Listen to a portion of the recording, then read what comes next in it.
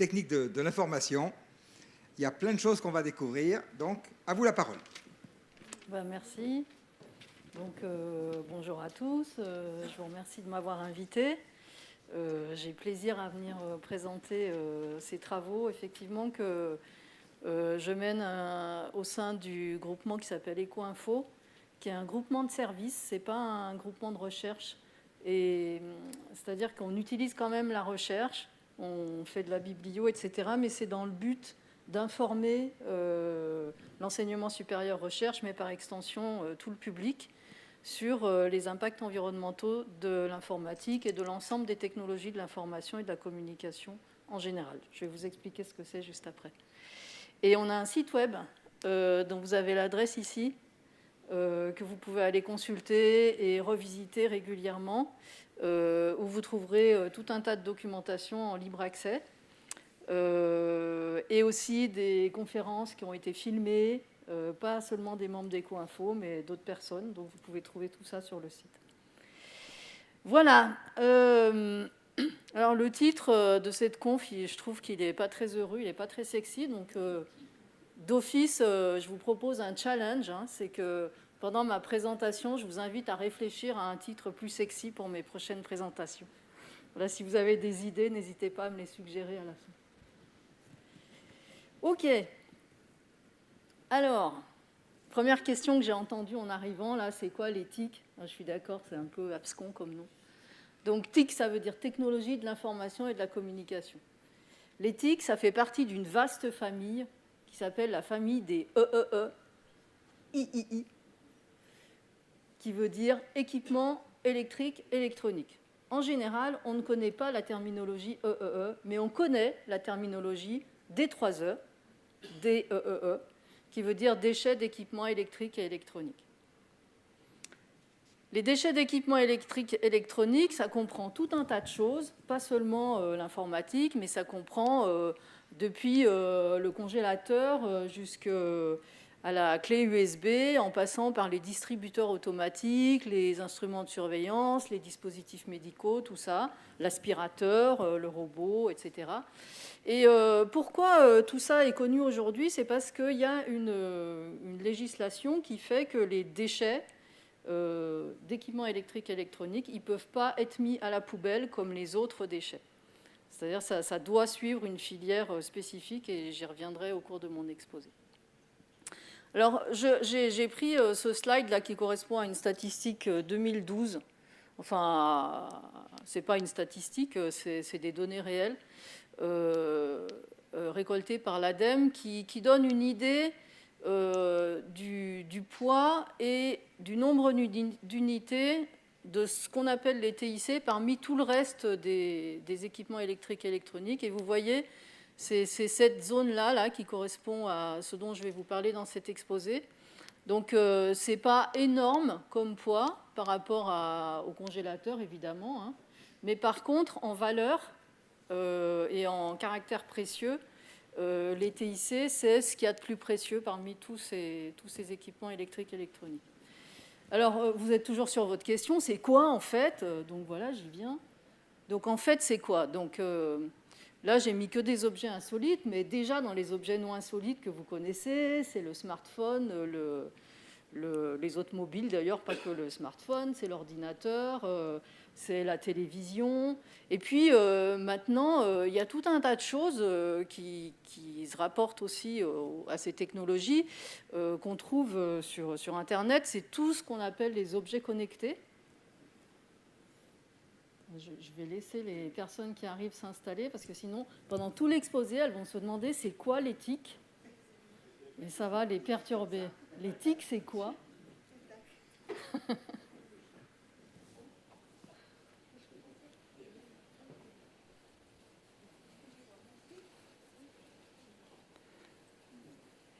Ok, donc pour ceux qui viennent d'arriver, j'étais en train d'expliquer ce que c'est les TIC, technologie de l'information et de la communication, et j'ai dit que donc ça incluait tous les équipements du type ordinateur, smartphone, télévision, tout ce qui sert comme ça à envoyer de l'information, à communiquer, et puis aussi les objets connectés. Aujourd'hui, sur Internet, on trouve, enfin, pas que sur Internet, dans le commerce, on trouve tout un tas d'objets connectés absolument insolites.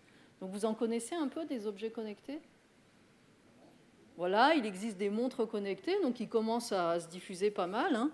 Donc vous avez la montre connectée qui permet de savoir si on a bien dormi ou non, la montre connectée qui permet de connaître son rythme cardiaque, etc. Maintenant, il y a aussi des pilules que les sportifs absorbent, qui contiennent des petites puces qui vont mesurer leur température interne. Donc il y a des choses, on va de plus en plus loin là-dedans.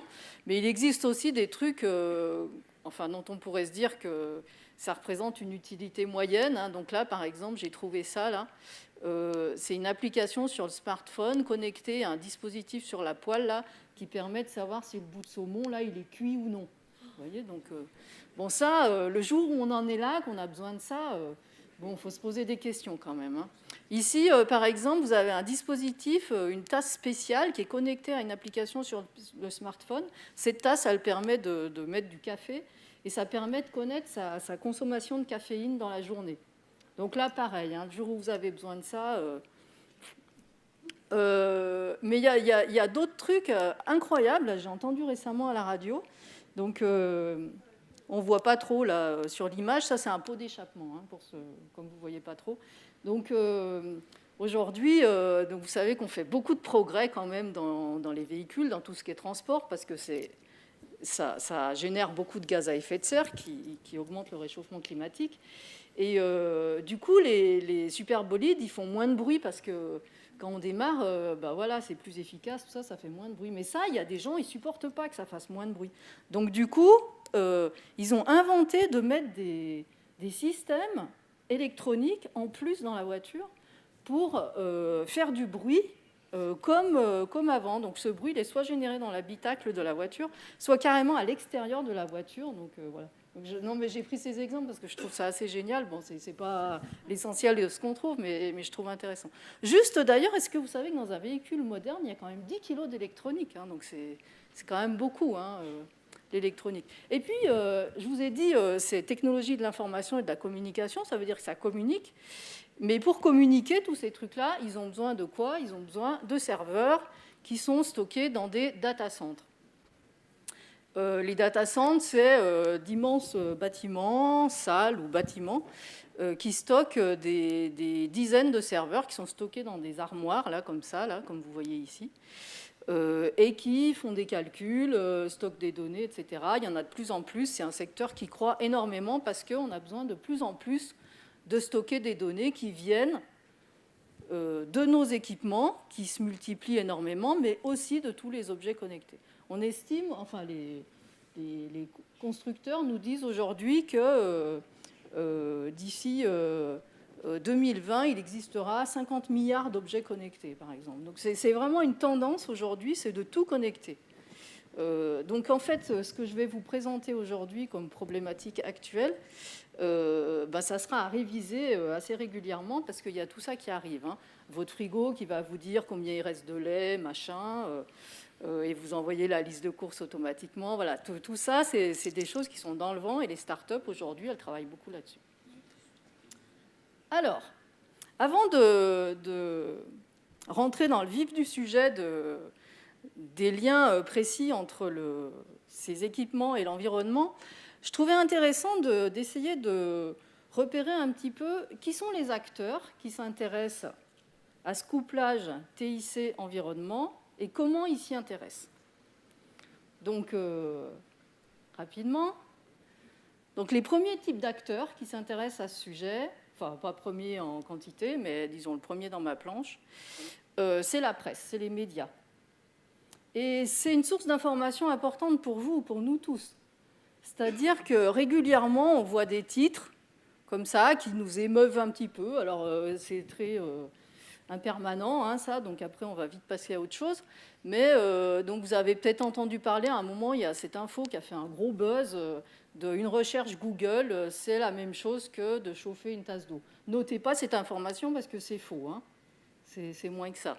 Mais voilà, on a des informations de ce type-là. On a des informations sur la tragédie des équipements et des déchets électriques et électroniques qui partent dans les pays en voie de développement. On a des informations sur les smart grids Donc ça, c'est peut-être quelque chose que vous connaissez un petit peu, vous avez peut-être eu déjà des informations là-dessus, mais en tout cas, tous les dispositifs qui visent à optimiser la distribution et la consommation d'électricité dans les villes.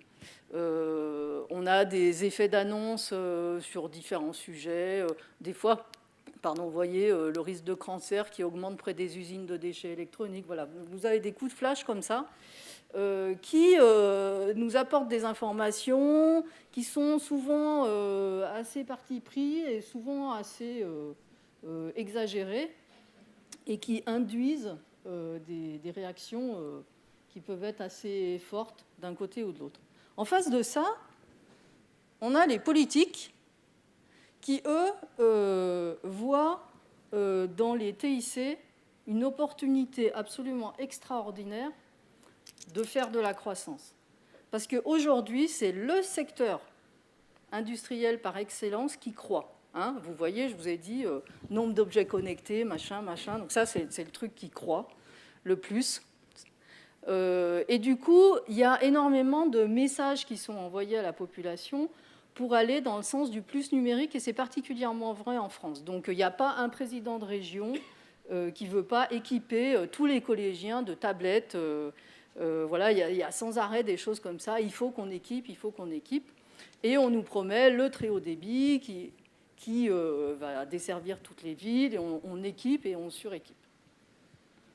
Et vous noterez au passage que le vocabulaire qui est utilisé quand on parle de ces technologies et l'image qui est donnée de ces technologies, elle est très pure. C'est-à-dire, ce qui est colporté au travers des mots qui sont utilisés, c'est l'image que finalement, on est dans une économie dématérialisée quand on parle des TIC. D'ailleurs, ces technologies de l'information et de la communication, quand vous pensez à ça, information, ça pollue l'information? Non, l'information, on l'a dans la tête, ça ne pollue pas.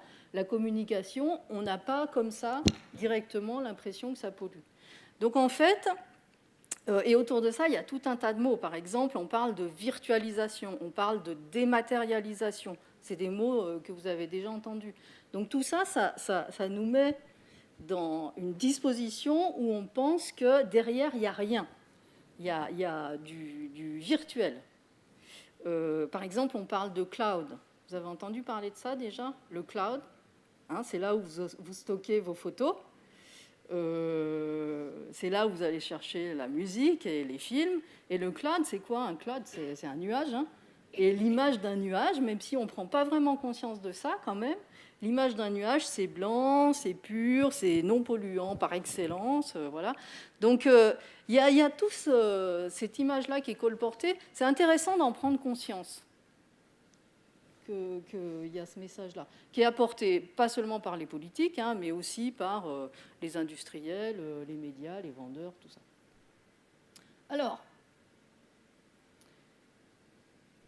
les politiques, ce qu'ils aiment bien, c'est des rapports comme celui-là, là, qui s'appelle Smart 2020, qui est un rapport qui est sorti, il y a 3 versions qui sont sorties de ce rapport-là. Le premier a été publié en 2008 et le dernier en 2015. Qui est un rapport qui essaye de démontrer que ces technologies-là, certes, elles polluent.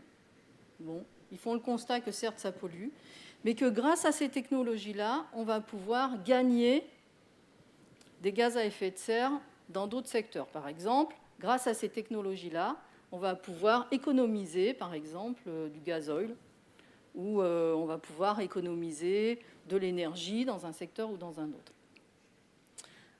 Alors, les politiques s'appuient beaucoup là-dessus, et on verra tout à l'heure quel est le problème avec ces rapports-là.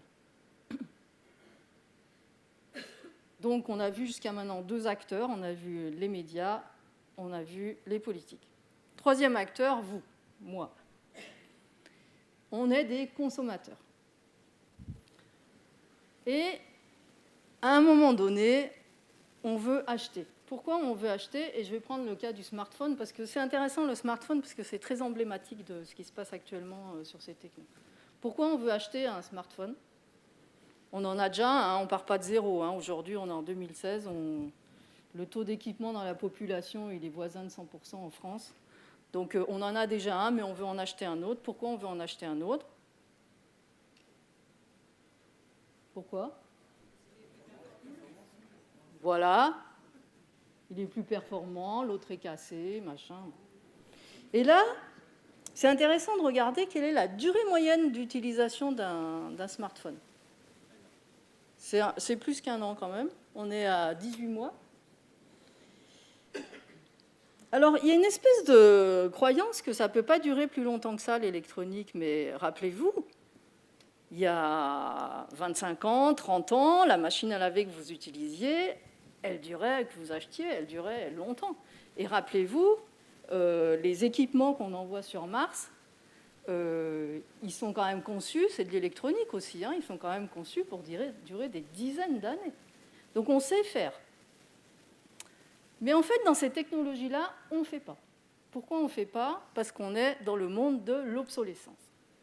Alors à cette étape de ma présentation, je vous fais un petit zoom sur l'obsolescence, parce que je voudrais un peu contrecarrer des idées qu'on a en tête un peu trop facilement, que l'obsolescence, ça serait que de l'obsolescence programmée.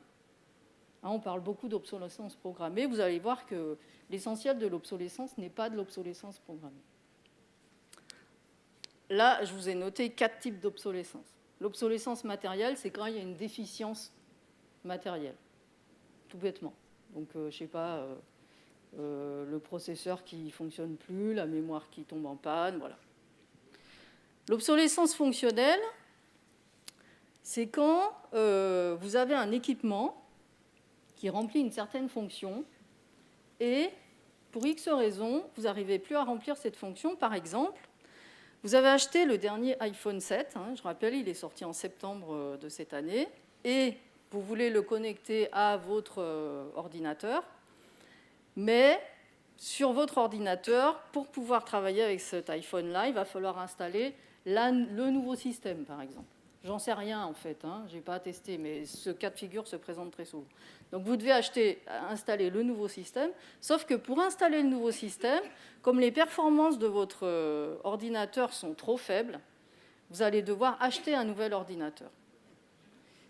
Voilà. Donc ça, c'est de l'obsolescence fonctionnelle. Après, le grand truc, c'est l'obsolescence psychologique. L'obsolescence psychologique, c'est qu'on se dit, de manière même pas d'ailleurs forcément consciente, que notre équipement,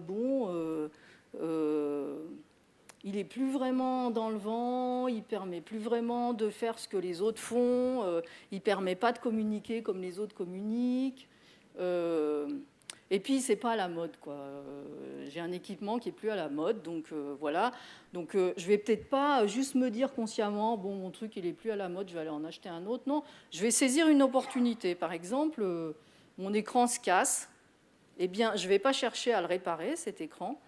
Je vais profiter de l'offre d'Orange ou SFR. Hein, je ne veux pas faire de fixation sur un opérateur ou un constructeur.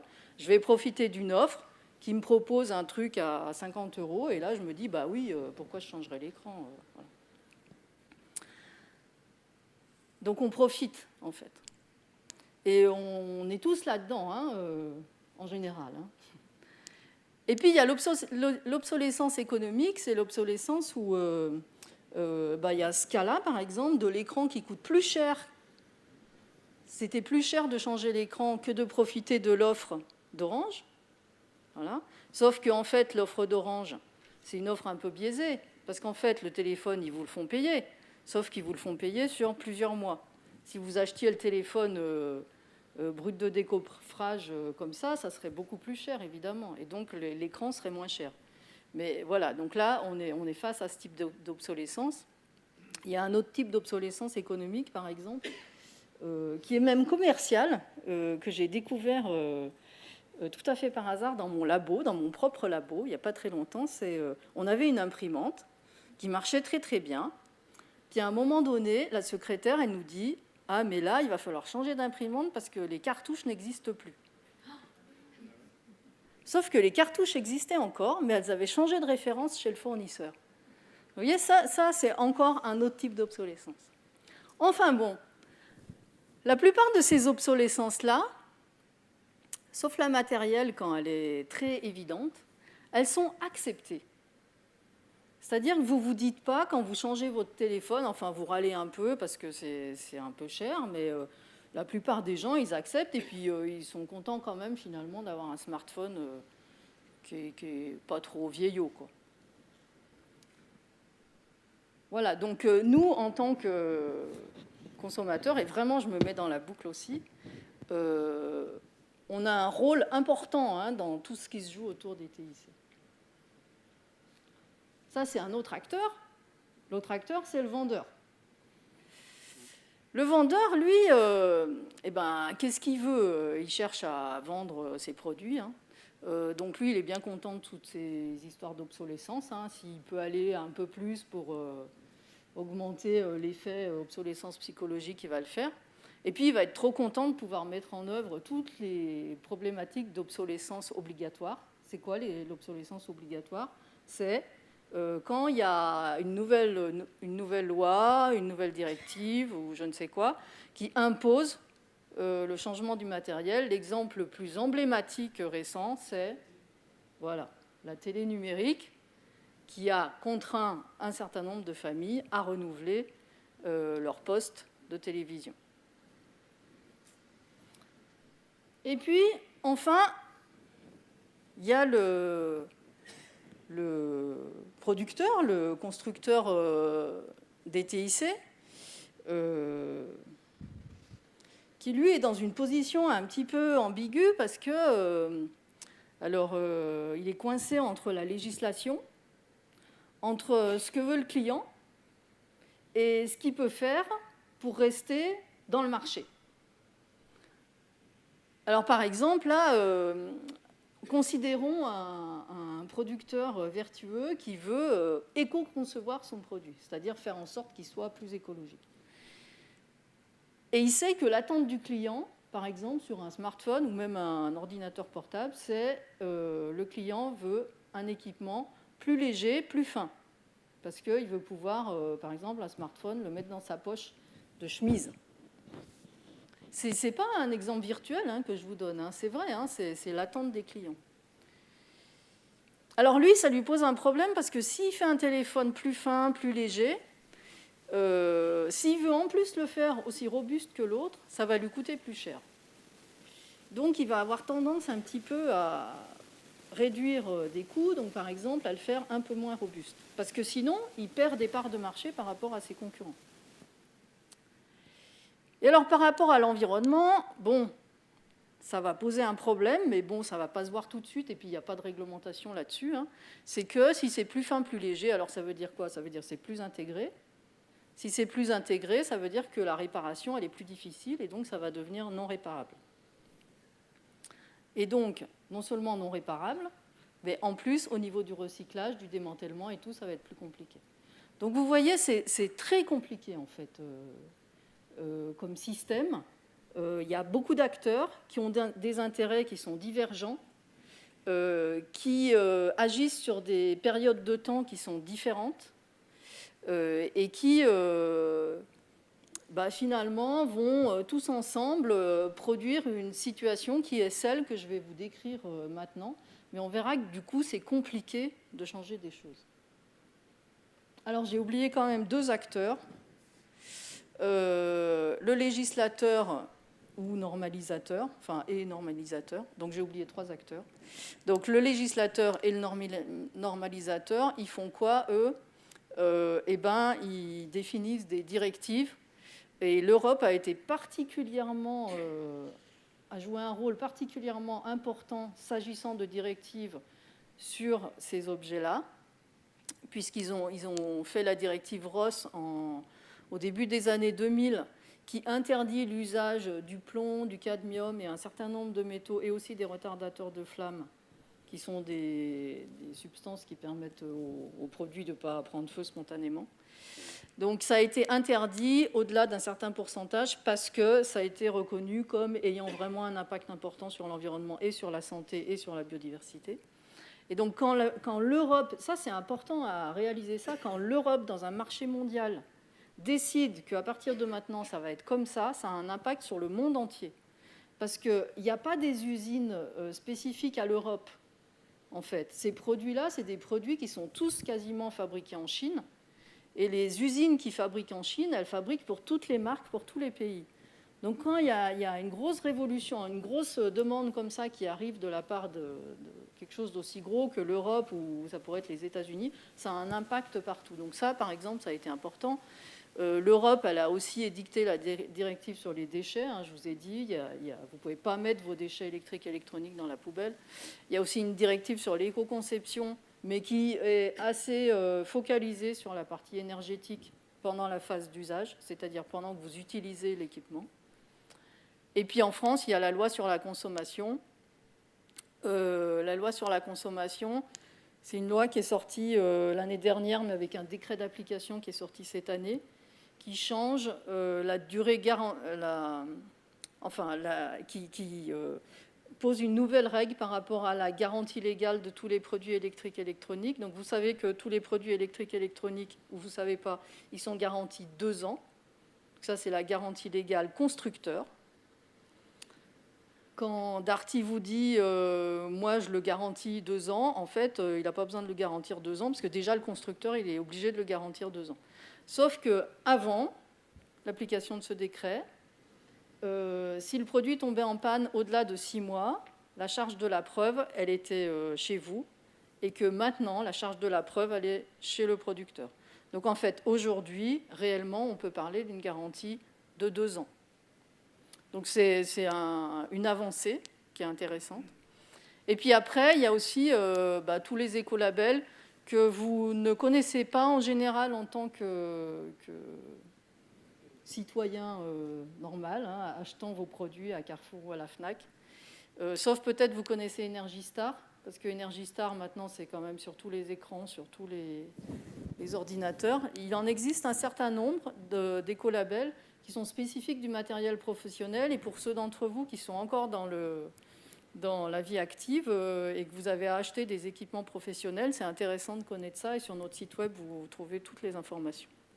Parce que c'est quand même des preuves, un peu comme l'idée du label AB.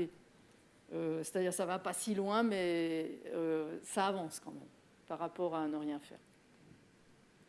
Et puis, le dernier acteur pour lequel je n'ai pas mis de planche, parce que c'est toujours le cordonnier qui est le plus mal chaussé, c'est tout le secteur de la recherche et de la connaissance qui essaye d'apporter des informations sur ce sujet. Il faut savoir qu'en France, il n'y a pas d'équipe de recherche spécifiquement dédiée à cette thématique-là, TIC et environnement, alors que ça existe pas mal en Suisse, en Allemagne et dans les pays scandinaves, et aux États-Unis. Mais en France, on a l'impression qu'il n'y a jamais d'appel d'offres spécifique sur ce sujet-là, en fait. C'est un truc qu'on n'a pas envie de voir. On a envie de voir les côtés positifs des TIC, mais pas les côtés négatifs.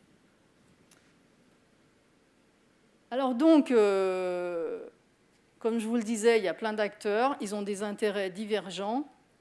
Et en tout cas, ce qui est évident, c'est qu'ils ne sont pas tous en train de se tenir la main pour œuvrer dans le même sens de préserver la planète. On n'est pas en train d'observer ça. Alors, je vous propose donc d'essayer d'y voir un peu plus clair. Et si vous avez des questions pendant mon exposé, n'hésitez pas à lever la main et à m'interrompre. C'est possible de faire ça. C'est possible de faire ça. Alors déjà, une première présentation là, pour essayer d'y voir un petit peu clair sur les relations entre les TIC et l'environnement. Ça, c'est un tableau qui a été construit par justement une équipe de Zurich qui classe les TIC en tant que solution, là, sur la colonne de gauche, ou en tant que problème, selon différents niveaux. Donc on a les impacts de premier ordre, et puis de deuxième ordre, et de troisième ordre. Je vais vous donner des exemples. Alors les impacts de premier ordre, c'est par exemple les impacts des TIC de premier ordre en tant que solution, là-haut, c'est par exemple que si on n'avait pas les TIC, eh ben, on ne pourrait pas faire toutes les mesures sur le réchauffement climatique et toutes les simulations sur le réchauffement climatique. Donc, par exemple, grâce au TIC, on a au moins la connaissance sur les problématiques et du coup, après, on peut agir. En tant que problème de premier ordre, eh ben, ça, vous vous en doutez, hein, fabriquer, recycler, tout ça, ça a un impact sur l'environnement et je vais vous en dire pas mal de mots. De deuxième ordre, c'est quoi? De deuxième ordre, c'est grâce au TIC, on va pouvoir gagner des gaz à effet de serre ailleurs. Donc, vous avez déjà des exemples en tête? Pas encore, mais ça va venir. Donc, je vous donne un exemple et je vous laisse en trouver un autre. Par exemple, envoyer un mail. On imagine un vrai mail pertinent. Si on compare ça à envoyer un courrier papier, alors c'est favorable à l'environnement. Ça permet d'économiser des gaz à effet de serre, des camions de la poste, etc. Autre exemple, les sites web de covoiturage. D'accord ? Si on n'avait pas les sites web de covoiturage, eh ben, tous les dispositifs de covoiturage qui marchent maintenant très bien, hein, ça ne pourrait pas fonctionner. D'accord ? Donc, par exemple, tout ce qui est dématérialisation ou optimisation, par exemple, des flux de véhicules. Donc, par exemple, il y a des endroits, à Grenoble, ils ont fait ça. Donc, ils ont équipé les grosses bennes à verre qui sont dans la ville de dispositifs pour savoir quand c'était plein ou non. Et ensuite, ils optimisent le circuit des camions pour récupérer que quand c'est plein, au lieu de systématiquement aller chercher tous les trucs de verre. Et ça, il y a eu des études qui montrent que ça permet vraiment d'économiser en gaz à effet de serre, je note et j'y reviendrai, globalement. Donc ça, c'est le côté positif. Ça vous a fait venir d'autres exemples? Vous n'êtes pas encore assez chaud. Je suis sûre que vous êtes en train de réfléchir à mon titre, en fait. C'est ça? Il faut lâcher, là. Alors, les effets négatifs secondaires, c'est quoi, par exemple? C'est que vous achetez un équipement électronique, que vous allez l'utiliser, et qu'à cause du fait que vous avez cet équipement électronique, vous allez induire un autre impact ailleurs. Donc, par exemple, vous achetez un ordinateur, vous avez déjà acheté depuis fort longtemps un ordinateur qui est chez vous, et avec cet ordinateur, vous recevez des documents, et régulièrement, vous avez besoin de les imprimer, donc vous avez fait quoi? Vous avez acheté une imprimante. Okay. Et dans l'imprimante, vous mettez du papier. Eh bien, alors qu'on pensait, et en tout cas, c'est le message qui a couru partout, hein, qu'avec l'arrivée de l'informatique, on allait arrêter de produire du papier, eh bien, la production de papier ne cesse d'augmenter. Pourquoi ? Parce que les points d'impression, avant, il fallait aller au magasin de repro, machin, il fallait se lever, s'habiller, donc c'était compliqué, on faisait un effort, donc on n'allait pas imprimer sans arrêt. Aujourd'hui, les points d'impression se sont multipliés, du coup, la quantité de papier s'est multipliée. Donc, en fait, on a augmenté les gaz à effet de serre générés par ça. Donc, vous voyez, ça, c'est un exemple d'effet induit, il y en a plein. Et puis, sur le troisième ordre, je ne vais pas vous expliquer maintenant, mais j'y reviendrai après. Ça s'appelle les effets rebonds, je vous dis juste le mot, là, voilà, pour qu'ils rebondissent, là, comme ça, en vous. Et puis, tout à l'heure, je vous expliquerai ce que c'est, avec un exemple. Alors, nous allons voir dans un premier temps les impacts directs négatifs. Donc, la première ligne en haut, donc les TIC en tant que problème. Je vais vous présenter 3 grandes catégories d'impacts. La question des ressources métalliques, la question des gaz à effet de serre et la question de la pollution. Vous êtes prêts ? Bien. Donc, je reprends mon exemple de smartphone. Vous n'y voyez rien, mais après, vous allez avoir la présentation. Un smartphone, c'est un objet d'une complexité incroyable. Un smartphone, ça contient entre 50 et 60 éléments chimiques différents. Vous savez, du tableau, entre 50 et 60 éléments chimiques différents. Sur ces 50 ou 60 éléments chimiques différents, il y a une trentaine de métaux. Il y a une trentaine de métaux dont la plupart sont en quantité minime. Là, vous voyez, en haut, là, ça, c'est les poids. Donc, c'est tout petit, petit, petit. Mais il y a beaucoup de smartphones qui sont vendus dans le monde. Et en tout cas, ce qui est intéressant à observer avec l'évolution des technologies, c'est que comme on veut de plus en plus de fonctionnalités, enfin, on veut, vous, en tant qu'utilisateur, en général, vous n'exprimez pas subitement l'envie absolument démesurée d'avoir un détecteur de présence sur votre smartphone, mais les constructeurs, les producteurs, ils pensent que c'est ça qui est bien pour vous. Mais du coup, on ajoute des fonctionnalités, et au fur et à mesure qu'on ajoute des fonctionnalités, on est obligé d'avoir recours à certains métaux qui sont des métaux très spécifiques, qui ont des propriétés physiques absolument extraordinaires, et qu'on introduit comme ça. Donc, par exemple, un des exemples dont on a beaucoup parlé depuis quelques années, c'est l'exemple du tantale. Ça vous dit quelque chose, ce mot-là? Souvent, on parle du coltan, qui est le minerai correspondant. Le tantale, c'est un métal qui a une propriété donc, de résister à des très hautes températures et qui a été introduit dans les condensateurs. Alors, bon, je vais vite fait arrêter ces gros mots. Mais pourquoi est-ce qu'on a eu besoin d'introduire le tantale dans les condensateurs? C'est parce que comme on veut des téléphones de plus en plus petits avec le plus de fonctionnalités possible, on est obligé de faire des condensateurs maintenant le plus petit possible. Et du coup, pour faire ces condensateurs le plus petit possible, on introduit le tantale dedans et on verra le genre de problème que ça pose en dehors des problèmes de rareté quand on introduit comme ça des nouveaux métaux. Enfin, voilà. Donc ça, c'est un tableau que j'ai eu récemment par le Sénat, parce que je ne sais pas si vous avez vu, mais récemment, le Sénat a fait un travail. Il y a eu une commission d'études sur la composition des téléphones mobiles et smartphones. Et ils ont réussi à recueillir quelques informations que nous, on n'avait pas réussi à avoir d'Orange, par exemple. Donc ça, c'est la composition moyenne d'un smartphone source Orange. Vous voyez, je l'ai écrit. Mais qui m'a été transmise par le Sénat. Alors, je déroule cette slide complètement. Alors, c'est quoi le problème des métaux? J'ai vu que dans votre programme, à un moment, vous avez eu une conférence sur les métaux stratégiques, quelque chose comme ça. Donc, normalement, si vous étiez là, vous savez déjà beaucoup de choses de ce que je vais vous dire. Et si vous avez un message contradictoire à m'adresser par rapport à ce que je dis, n'hésitez pas. Je ne serai pas vexée. Le problème des métaux, c'est que...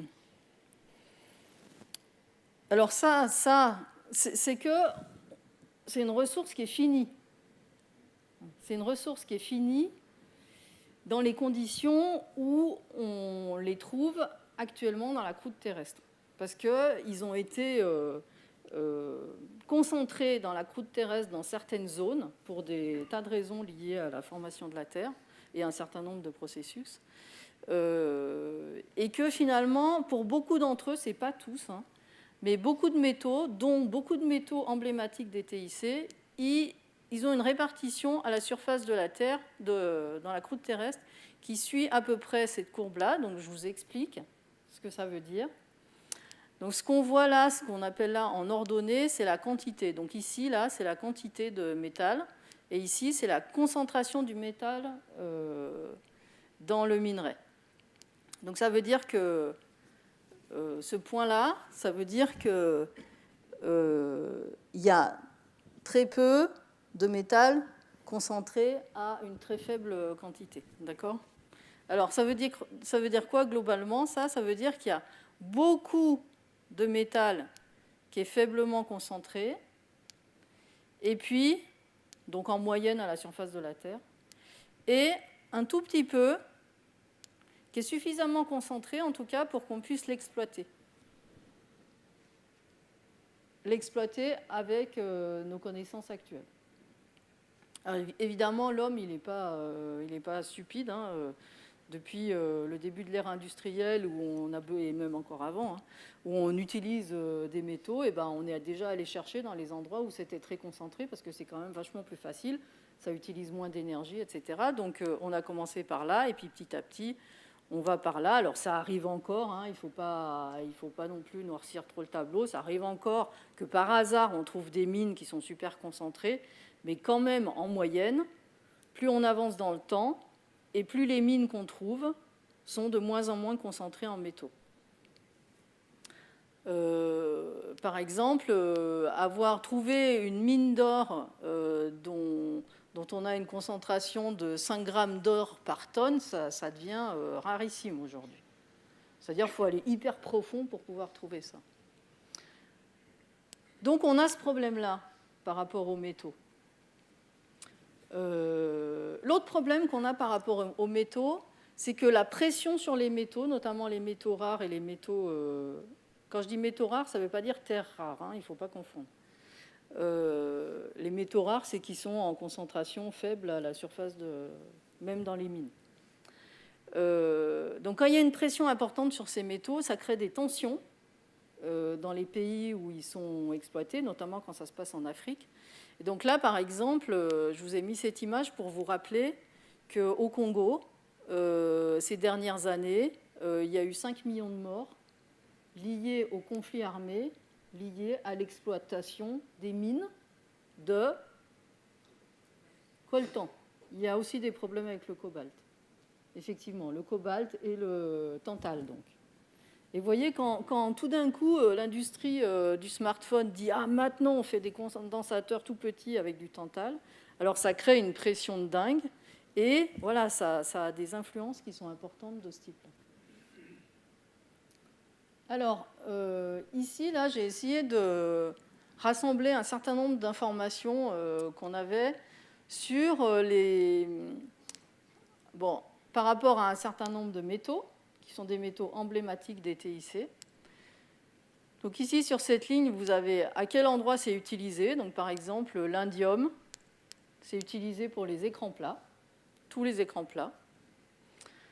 Les TIC, à eux seuls, concentrent plus de 50% de la production d'indium dans le monde. Donc 50% de la production d'indium sert à la fabrication des écrans.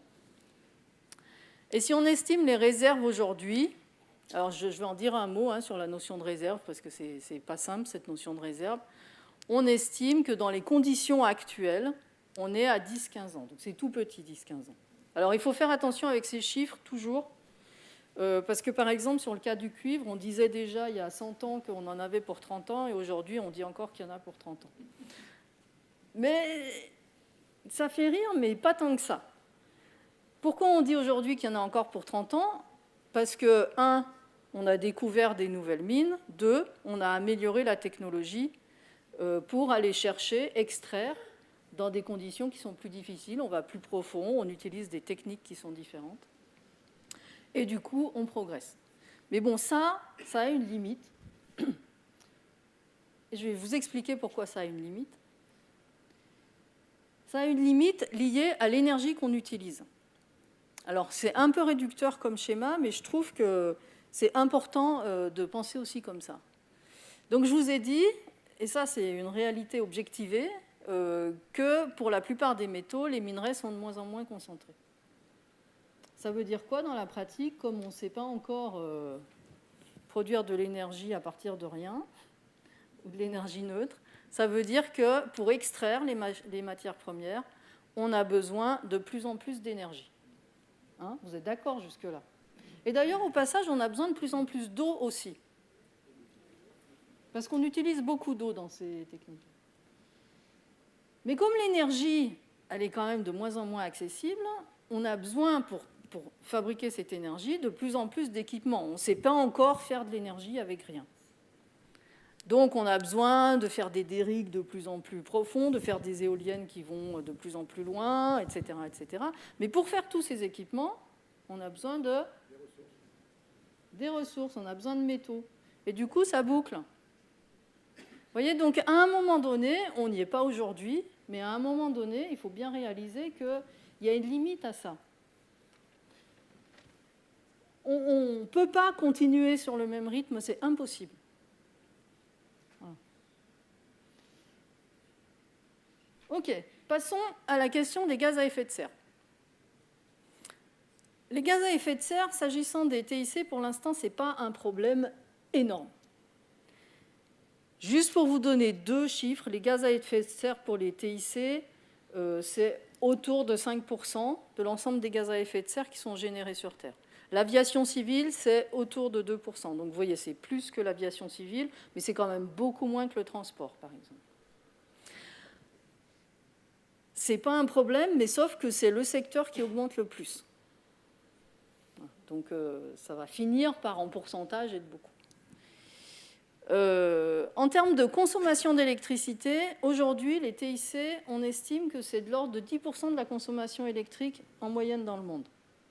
En France, ça avait été estimé il y a quelques années à 13,5% de la consommation électrique. Donc ça, rappelez-vous, hein, ça comprend pas seulement l'ordinateur, mais aussi, à l'époque, il n'y avait pas trop d'objets connectés. Mais ça inclut aussi les data centers et aussi les télévisions, tout ça. Donc en France, 13,5% de la consommation électrique. Dans le monde, 10% en moyenne. C'est quand même beaucoup. Sur ces 10%, parce qu'il ne faut pas croire que nous, on n'y est pour rien là-dedans, hein, sur ces 10%, il y a un bon tiers, c'est lié à l'usage des équipements terminaux. Et là-dedans, il n'y a même pas la fabrication d'ailleurs, hein. Il n'y a que l'usage. Donc l'usage des équipements terminaux, hein, c'est le chargeur que vous branchez, c'est l'ordinateur qui reste allumé, c'est voilà, la télé qui reste en veille, etc. etc. C'est à peu près la même chose pour la partie data center, donc la partie qui va traiter les données, stocker les photos, etc. Parce qu'il faut bien réaliser que ces espaces-là qui stockent vos photos, je prends l'exemple des photos parce que c'est marrant, parce que les photos, pendant très longtemps, on les avait dans un album qui était dans le tiroir, hein, et on est d'accord que l'album photo dans le tiroir, il ne consomme rien. On n'a même pas besoin de le chauffer un petit peu avec le reste de la maison. Ce n'est pas grand-chose, mais une fois qu'il est sur le serveur, chez Picasa qui n'existe plus, ou autre Google ou autre chose, et ben en fait, ça consomme toujours. Pourquoi ça consomme toujours? Parce que Google, il se dit, et puis de toute façon, c'est notre exigence à tous, il se dit que aujourd'hui, moi, la photo de mon petit-fils que j'ai prise il y a 7 ans, je veux pouvoir la récupérer, par exemple, le jour de Noël. Donc il faut que le jour de Noël, la photo de mon petit-fils qui est stockée sur Google, elle soit accessible. Donc il faut que le disque soit au moins en veille, voire qu'il fonctionne. Donc en fait, on a toujours besoin d'alimenter ces dispositifs. Donc ça, c'est quelque chose qu'il faut avoir en tête, c'est que c'est cette exigence qu'on a en tant qu'usager, consommateur, d'avoir toujours accès à nos choses, à nos mails. Hein. Combien de mails est-ce que vous stockez dans vos boîtes? Est-ce qu'il y en a qui en ont moins que 10? Levez la main. Est-ce qu'il y en a qui en ont plus que 1000? J'imagine à peu près tout le monde. Hein. Non, il y en a qui n'en ont pas plus que 1000. Bon, bravo à ceux qui n'en ont pas plus que 1000. Mais l'essentiel de la population en a beaucoup plus que 1000, ne serait-ce que parce que tous les fournisseurs d'accès, ils nous promettent, ils nous donnent, ils nous offrent des gigas et des gigas de disques possibles pour qu'on garde nos mails. Donc enfin, tout ça, c'était une grosse aparté pour dire que les data centers, ça consomme. Et les data centers, ils ne sont pas qu'en France. Hein. Donc en France, on a un taux de gaz à effet de serre qui n'est pas important du fait de l'importance de l'énergie nucléaire, mais il faut voir, il y a d'autres pays où c'est franchement plus émissif en gaz à effet de serre. Et puis l'autre partie, c'est la partie réseau. Donc vous voyez, ce n'est pas complètement négligeable, hein, la partie réseau, c'est ça. Donc la partie réseau, ça consomme aussi. La partie réseau, c'est quoi? C'est votre boîtier ADSL qui est à la maison, qui fait 15 watts et qui est allumé 24/24, 365 jours par an. C'est tous les dispositifs pour faire du 3G, 4G, c'est les câbles transatlantiques qui nous permettent d'aller nous connecter chez Google & Co. Et Amazon aux États-Unis, etc., etc. Voilà sur les gaz à effet de serre. 2-3 petites précisions sur les gaz à effet de serre. Si on fait une analyse qui s'appelle une analyse de cycle de vie. Je ne vous demande pas de comprendre tout ça. Là, je pourrais enlever ce slide, en fait, et juste vous expliquer moi. Donc, juste vous me regardez. Voilà, ça, vous n'êtes pas trop perturbé par ce truc super compliqué. Donc, quand on fait une analyse de cycle de vie, c'est quoi? Vous avez une idée de ce que c'est une analyse de cycle de vie? On prend tout le cycle de vie, on le coupe en petits morceaux, et à chaque étape, on regarde ce qu'il a comme impact. Voilà. Consommation électrique, etc. Et on prend tout le cycle de vie depuis l'extraction des métaux jusqu'au traitement des déchets. Et pour chacune des phases, on regarde tous les entrants, tous les sortants, l'énergie qui est utilisée. C'est énorme comme travail, hein, une analyse de cycle de vie. On s'appuie sur des bases de données qui existent, hein, heureusement, parce que sinon on ne pourrait pas faire ça. Et donc, quand on fait une analyse de cycle de vie, on ne regarde pas que les gaz à effet de serre, hein, comme souvent c'est fait. On regarde tout un tas d'indicateurs. On regarde les gaz à effet de serre, la consommation d'eau, l'écotoxicité aquatique, la toxicité humaine. On regarde tout un tas de catégories d'impact. On regarde aussi la déplétion des métaux. Voilà, tout ça, on regarde tout ça. Et donc, si on fait une analyse de cycle de vie d'un équipement électronique habituel, ce qu'on voit, c'est que la phase d'extraction des métaux et de fabrication, elle est extrêmement importante. En fait, c'est la partie blanche là, qui correspond à la phase qu'ils appellent pré-manufacturing, c'est-à-dire c'est l'extraction et puis la fabrication des premiers composants. Donc ça, c'est très important en proportion du reste. Ça, c'est la première chose que je voulais vous dire. Ça, c'est pour introduire chez vous la graine qu'il faut absolument réduire l'obsolescence. C'est un des trucs qui fait qu'on va agir le plus efficacement. C'est d'arrêter de renouveler si souvent nos équipements parce que la fabrication, ça impacte énormément, même si c'est en Chine. Le truc, c'est que les gaz à effet de serre, c'est global. Voilà. Puis il y a un certain nombre d'autres impacts qui sont globaux, donc même le truc qui est fabriqué en Chine, ça nous impacte, nous, sur notre climat. Et la deuxième chose que je voulais vous dire, c'est que si on regarde un peu plus précisément dans un équipement électrique électronique, quels sont les composants qui ont le plus d'impact? Et bien, ce qu'on voit systématiquement, c'est que le truc qui a le plus d'impact largement, c'est la carte électronique, hein, la carte mère pour un ordinateur, la petite carte électronique dans un mobile. Ensuite, c'est la batterie, s'agissant d'un équipement portable, et ensuite, c'est l'écran. Ça veut dire quoi, ça? Donc, je vous dis, pourquoi je vous donne cette information? C'est pour mettre en vous une petite graine qui va vous faire tilter le jour où vous allez avoir un constructeur, un marchand qui va vous dire « Achetez-moi ma clé USB en bambou, parce que c'est franchement plus écologique. » Voilà. Ça se faisait beaucoup à une époque, donc on vous vendait des clés USB avec une coque en bambou en vous disant « ça, c'est green ». Non, ce n'est pas green, parce que ce qui impacte l'environnement dans une clé USB, ce n'est pas la coque en plastique, c'est la carte électronique, et largement devant le reste. Donc les PC en bois, tout ça, là, hein, c'est du greenwashing. C'est intéressant d'avoir ces éléments pour être capable après de détecter ce genre de choses. Alors ça, quand même, je tenais à vous le montrer. Alors regardez seulement ce truc-là, qui représente les émissions de gaz à effet de serre d'un smartphone qui est utilisé de façon un peu intensive. Et ce qu'on voit, c'est les gaz à effet de serre générés par la fabrication de l'équipement, qui sont là en zone foncée. Et ici, voilà, ça c'est un truc nouveau hein, qui n'existait pas il y a 10 ans, hein, on n'allait pas sur Internet comme ça. Ici, c'est les gaz à effet de serre qui sont générés par les data centers utilisés pour le transfert des données, etc., etc.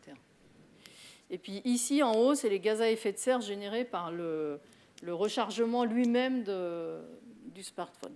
Donc vous voyez, ça c'est un truc nouveau qui apparaît maintenant, c'est que non seulement l'énergie, qu'on dit l'énergie grise des fois, c'est-à-dire l'énergie liée à la fabrication, elle est importante, mais maintenant, l'énergie qui est utilisée pendant la phase d'usage liée à Internet, elle est très importante aussi. OK, voilà sur les gaz à effet de serre. La pollution, je ne vais pas beaucoup en parler. Alors, juste avant de venir, là, j'ai fait une visite absolument passionnante du Visia... Comment ça s'appelle ? Ouais, j'étais juste, j'ai hésité, Visiatome. Je le savais déjà que la recherche avait été très poussée sur le domaine du nucléaire, sur les effets du nucléaire, etc. Sachez que là, on est vraiment à la préhistoire, hein, dans les équipements électriques, électroniques et tout ce qu'on utilise comme polluants, les impacts des métaux lourds, etc., c'est très mal connu. La recherche sur les micropolluants, ça a commencé il y a 10 ans. Les micropolluants, c'est les métaux lourds, c'est les substances chimiques, genre les phtalates, tous ces genres de trucs. Ça fait 10 ans que ça existe, parce qu'avant, on n'était pas capable de mesurer ces doses-là. Ça veut dire qu'on sait encore très très peu de choses là-dessus. Mais on sait quand même des choses. On sait, par exemple, qu'un certain nombre de ces micropolluants, notamment les métaux lourds, ils sont bioaccumulants. C'est-à-dire que la concentration en métaux lourds va augmenter dans la chaîne trophique. C'est du chinois ce que je vous raconte ? Ouais, j'ai l'impression. Alors, vous avez des algues qui sont dans l'eau, qui absorbent des métaux lourds qui se trouvent dans l'eau. OK.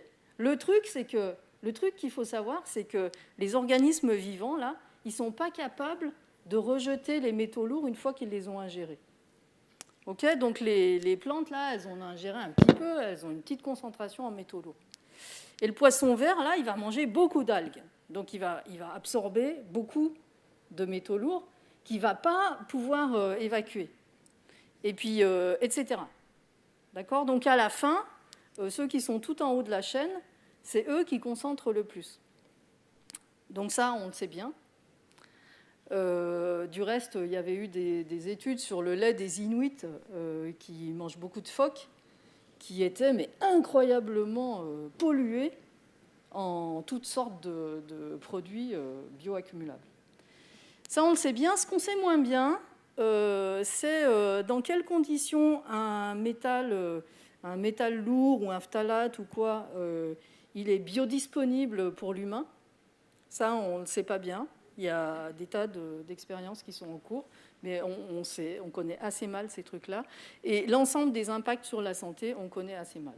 Donc si je reviens vous voir dans 10 ans, j'espère que j'aurai plus de choses à vous dire là-dessus, mais en tout cas, maintenant, il y a des fantasmes, il y a des choses qui se savent, des choses qui ne se savent pas. On estime aujourd'hui, quand on fait une analyse de cycle de vie et qu'on mesure, qu'on donne une idée de l'écotoxicité, on se dit qu'il y a quand même un gros pourcentage d'erreurs là-dessus. Parce que, par exemple, un des trucs, c'est qu'aujourd'hui, quand on fait une mesure de toxicité, on donne à la bête, par exemple, au rat, une grosse quantité de phtalate. Et puis on regarde un temps court après, qu'est-ce que ça donne sur sa santé. Ce qu'on ne fait pas, en tout cas qui a commencé plus récemment, c'est l'histoire des microdoses, c'est-à-dire donner un tout petit peu pendant longtemps et regarder ce que ça donne. Donc tout ça, c'est encore des domaines de recherche qui sont en plein développement et c'est absolument passionnant, on découvre des tas de choses, mais voilà, on en est là. Alors je vois que vous êtes tous un peu dépités, c'est trop dur, machin, donc là maintenant je passe à la phase espoir. Ah. Non, parce qu'il y a quand même des belles choses, hein. Il y a quand même de l'espoir. Alors, le premier, je vous en ai déjà parlé, donc je ne vais pas trop réinsister, hein, c'est les bénéfices potentiels de ces technologies. Qu'est-ce que je ne vous ai pas dit là-dedans ? Je ne vous ai pas parlé du télétravail. Et quand même, s'il n'y avait pas les TIC, on ne pourrait pas télétravailler. Bon, mais ça ne représente pas un gros pourcentage en gaz à effet de serre, mais quand même. Bon, il y a toute la dématérialisation, les téléconférences, hein, qui évitent quand même pas mal de transports, etc., etc. Deuxième espoir, qui est un espoir colossal, c'est ce qu'on appelle maintenant les mines urbaines. Donc, vous connaissez les mines. Donc maintenant, il y a les mines urbaines. Pourquoi ? Parce que dans les déchets électroniques, finalement, on a quand même bien bossé. Et les métaux, ils sont beaucoup plus concentrés, enfin un certain nombre, hein, pas tous, hein, ils sont plus concentrés que dans le minerai d'origine.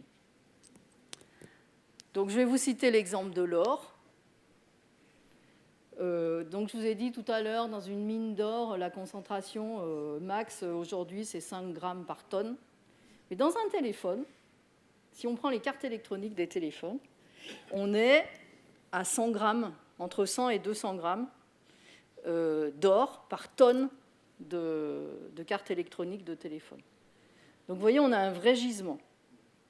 Et si on sait bien récupérer ça, on a un vrai gisement qui est très intéressant. Donc on a des taux importants. Donc vous voyez, par exemple, pour l'argent, on a jusqu'à 1000 fois plus d'argent dans une tonne de cartes électroniques que dans une tonne de minerai d'or. C'est absolument colossal. Bon, ça devrait vous faire sourire. Et je continue à vous faire sourire parce qu'il existe des producteurs, des gens qui conçoivent des smartphones, qui essayent de faire des choses éco-conçues. Il y a un seul truc qui existe, ça s'appelle le Fairphone. J'en ai un, si vous voulez le voir à la fin, je pourrais vous montrer. Donc le Fairphone, c'est un appareil qui a été éco-conçu en 2013. C'est une expérience très très récente.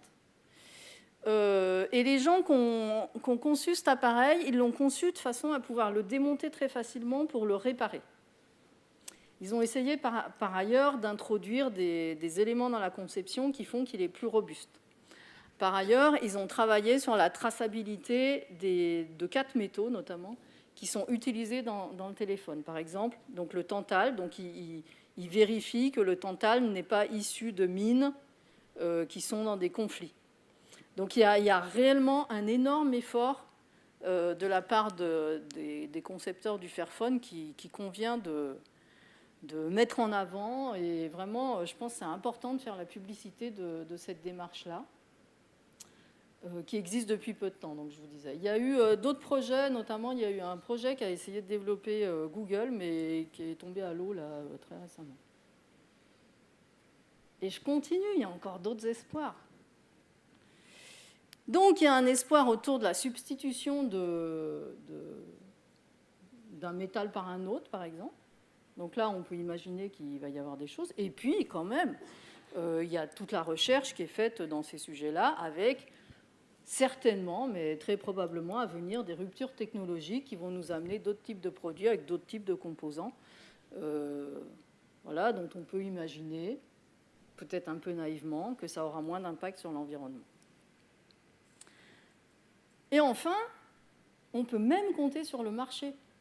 Parce qu'on se dit, si les métaux deviennent plus rares, qu'est-ce qui va se passer? Les prix vont augmenter. Si les prix augmentent, ça va motiver au recyclage. Donc, on peut faire l'hypothèse que grâce à ce processus, on va avoir donc un cercle vertueux qui va se mettre en place. Et puis enfin, il y a tout le buzz qui est fait en ce moment sur l'économie circulaire. Vous avez déjà entendu parler de ça? Ouais. Un peu d'enthousiasme sur l'économie circulaire. Donc c'est quoi l'idée de l'économie circulaire? C'est que, on appelle ça aussi du berceau à la tombe, c'est-à-dire on réutilise pour fabriquer. Un peu c'est l'idée de ce qui se passe dans la nature en fait. Il n'y a pas de perte, on continue comme ça. Donc là, il y a plein d'idéaux là-dessus. Ouais, voilà. Donc j'espère que vous avez retrouvé un énorme optimisme. Et en plus, j'en rajoute, parce qu'il y a des usagers vraiment qui réparent leurs équipements. J'en profite pour vous citer iFixit. Je ne sais pas s'il y en a parmi vous qui connaissent iFixit.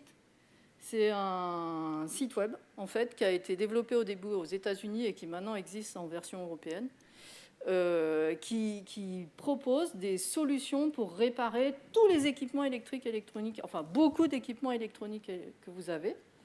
Et c'est à partir de documents qui sont créés par les utilisateurs eux-mêmes. C'est-à-dire, vous avez, je ne sais pas quoi, une machine à laver, machin, qui est tombée en panne, vous avez trouvé le moyen de la réparer, et bien vous allez mettre sur ce site web le mode opératoire pour réparer. Et ça marche très très fort en fait. Il y a énormément de documents sur ce site web. Donc il y a des usagers qui utilisent ça. Il y a maintenant des usagers qui achètent d'occasion. Oui, même des téléphones. et aussi des ordinateurs, et aussi des télés. Il y a tout un marché qui tente de se mettre en place. Il y a des usagers qui essayent d'utiliser leurs équipements plus longtemps, vraiment, c'est-à-dire qui essayent de ne pas céder à la pression des vendeurs et de ne pas céder aux effets de mode.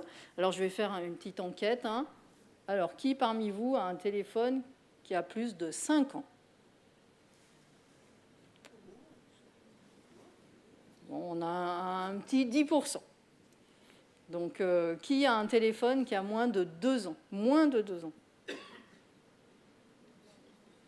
On a aussi un petit peu moins de 10%. Donc vous êtes quand même meilleur que la moyenne.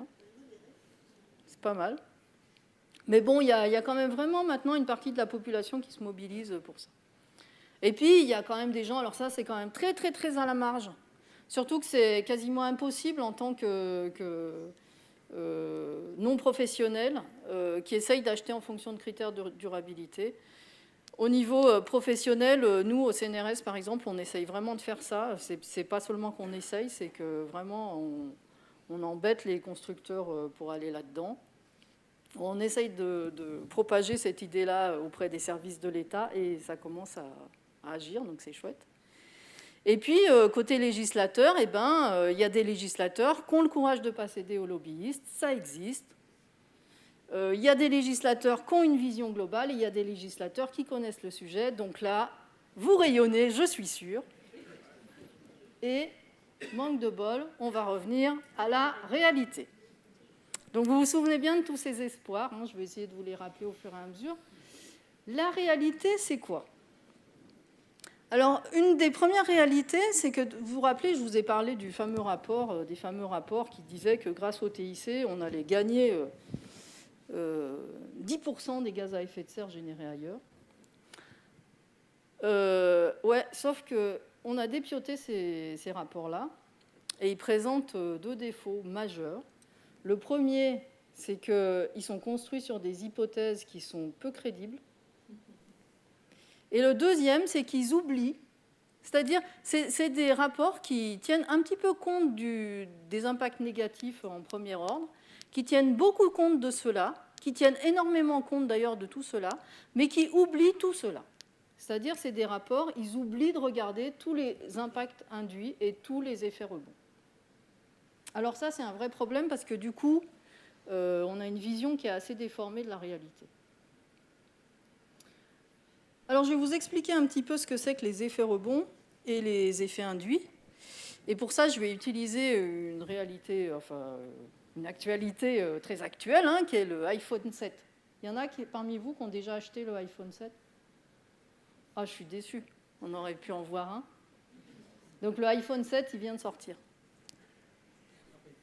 Comment ? Et il n'a pas pris faux, contrairement au Samsung Note 7. Mais au moins, du coup, le Samsung Note 7, il est sorti de la situation. Donc, il a quoi, le iPhone 7 ?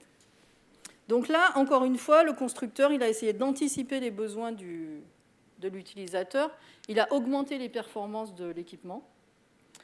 Ça veut dire quoi, ça, dans les effets induits ? Ça veut dire que comme ça va être plus rapide, on va pouvoir mettre des applications qui sont plus performantes, qui offrent des nouvelles fonctionnalités, etc., etc. Mais si vous vous habituez à toutes ces applications qui vont augmenter, on est bien d'accord que vous n'allez plus pouvoir revenir en arrière, parce que c'est sûr que ça ne va plus marcher sur le iPhone 6. Ils ont décidé, on supprime les prises jack. Vous savez ce que c'est, les prises jack ? C'est les prises de son. Donc, ils ont décidé, on supprime les prises jack. On n'utilise que des casques Bluetooth, ou alors, à la limite, avec un adaptateur, mais ça va être chiant. Ça veut dire quoi, ça ? Ça veut dire qu'il va y avoir tout un nouveau marché pour faire des casques Bluetooth. Donc ça, c'est typiquement des effets induits, vous voyez. Et puis, c'est sûr que les autres, ils vont suivre. Samsung, tout ça, là, ils vont suivre. Donc, ça veut dire que dans 10 ans, les casques jack, tous poubelles. Et nouveaux casques. Alors, ça, c'est des effets induits. Les photos. Donc, il y a des résolutions de plus en plus grosses. Comme si vous vouliez faire des posters avec les photos que vous faites avec votre iPhone. Parce qu'il faut se rendre compte de ce que ça veut dire, des 12 millions de pixels, là, vous n'en avez pas besoin pour regarder les photos là-dessus. Mais ça veut dire quoi? Ça veut dire que ces photos, il va falloir les stocker sur le cloud et ça prend de la place et ça consomme de l'énergie. Et j'en passe et des meilleurs. Voilà. Il y a tout un tas de choses comme ça qui montrent qu'est-ce que c'est les effets induits. Les effets rebonds, c'est quoi? Les effets rebonds, c'est ce qui se passe quand il y a une nouvelle technologie qui arrive et qui permet de réduire quelque chose. Le quelque chose, ça peut être une nouvelle technologie qui arrive qui permet de consommer beaucoup moins d'énergie ou qui permet de prendre beaucoup moins de place. Chaque fois qu'il y a quelque chose qui arrive comme ça, vous êtes d'accord que donc comme ça utilise moins d'énergie, ça prend moins de place, ça fait quoi? Ça crée un vide à côté. Or, dans notre société, je ne dis pas que c'est la nature profonde de l'être humain, mais c'est dans notre société actuellement, on a horreur du vide. Alors on fait quoi dans ce vide? On le remplit. Et en fait, on est super fort, on est hyper compétent pour remplir ce vide, et non seulement on remplit le vide, mais on va plus loin que remplir le vide. Et ça, c'est l'effet rebond. Alors cet exemple des écrans, je trouve qu'il est vraiment frappant. Donc avant, vous vous rappelez, on avait des écrans cathodiques bien gros, bien lourds, machin. En plus, ils consommaient beaucoup. On les a remplacés par des écrans plats, des écrans LCD qui ont cet immense avantage, à taille égale, de consommer franchement moins. Même si à la fabrication, ils consomment plus et qu'en plus, on ne sait pas les recycler, mais disons, hein, si on reste juste sur la phase d'usage. Voilà. Mais qu'est-ce qui se passe? Des écrans, vous avez vu la taille de votre télé? Franchement, enfin, il y en a qui n'ont pas la télé peut-être, puis il y en a qui ont encore des toutes petites télés. Mais en moyenne, hein, si on va dans les rayons télé de Darty & Co, on a des écrans de plus en plus grands. Et puis en plus, maintenant, des écrans, il y en a partout. Il n'y a pas longtemps, c'était l'année dernière, là, j'avais fait une statistique parce que je faisais un cours devant un amphi d'étudiants en médecine et du coup, il y avait des centaines d'étudiants et je leur ai demandé, vous avez combien d'écrans chez vous en moyenne? Mais c'est énorme en fait. En fait, calculez chez vous, il y a combien d'écrans par rapport à il y a 10 ans, quoi. On en a tous au moins 5, 6 des écrans dans la maison. Et puis en plus, maintenant, dans la rue, vous avez partout des écrans. Donc voilà, des effets rebonds, il y en a dans tous les domaines où on réduit les flux. La réalité du recyclage. Non, parce que je vous ai dit, c'est génial, les mines urbaines, tout ça. Là encore, il y a des progrès à faire. En France, aujourd'hui, on récupère à peu près 40%. 40% des déchets d'équipements électriques et électroniques se retrouvent dans la bonne filière. C'est pas beaucoup. Ça devrait être 100%. En Suisse, c'est 95%. Bon, les Suisses, on sait, ils sont... Bon, le reste, ça va où chez nous? Il y a une partie qui va dans les ordures ménagères, hein, genre vous avez un chargeur qui traîne chez vous là, depuis 3 plombes, vous n'allez pas aller à la déchetterie juste pour ça, hein, donc hop, poubelle. Mais ça, il ne faut surtout pas le faire, parce que là-dedans, il y a du cuivre, alors un chargeur, il n'y a guère que du cuivre, non, il y a une petite carte électronique en plus, mais tout ça, là, il faut le mettre de côté dans une boîte, et puis un jour que vous allez à la déchetterie, il faut emmener à la déchetterie. Parce que du coup, il y a des aspects, des trucs qui se retrouvent dans les ordures. Et puis, il y en a qui se retrouvent dans les encombrants. Il y a des gens qui jettent des gros trucs dans les encombrants, des gros trucs électriques. Il y a une partie qui se retrouve dans la ferraille broyée, etc. Puis, il y a une partie qui part, malheureusement, contre votre volonté, j'en suis bien convaincue, en Afrique, sur des sites qui sont pas correctement traités. Alors, ce qu'il faut bien savoir, c'est que même quand ça part dans la bonne filière, les taux de recyclage, notamment des métaux, ils ne sont pas extraordinaires pour un certain nombre de métaux. Donc, tous ceux qui sont en rouge, là, ils sont recyclés à moins de 1%.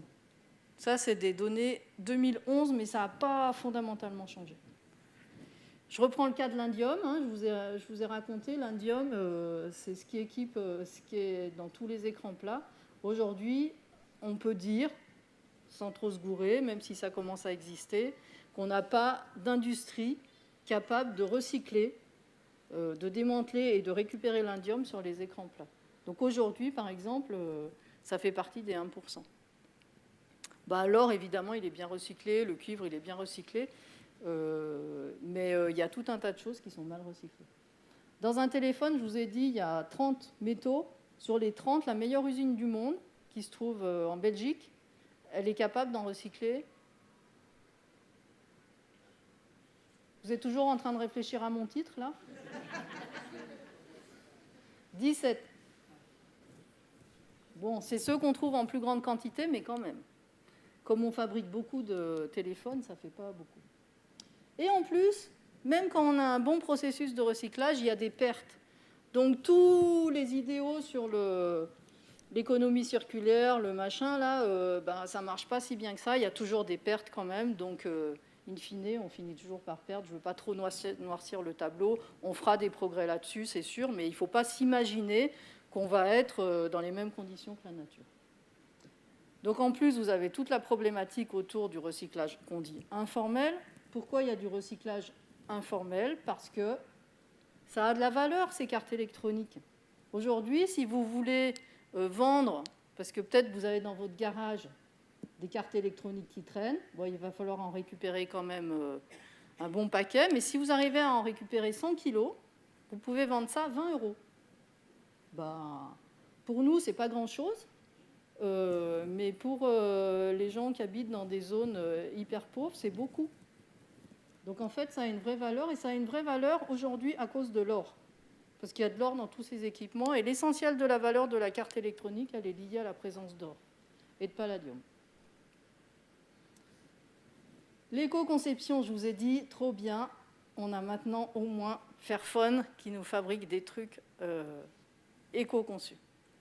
Sauf que regardons quel volume ils produisent aujourd'hui. Aujourd'hui, ça, c'est le nombre de smartphones vendus en 2016. Enfin, c'est une estimation, là, pour l'instant.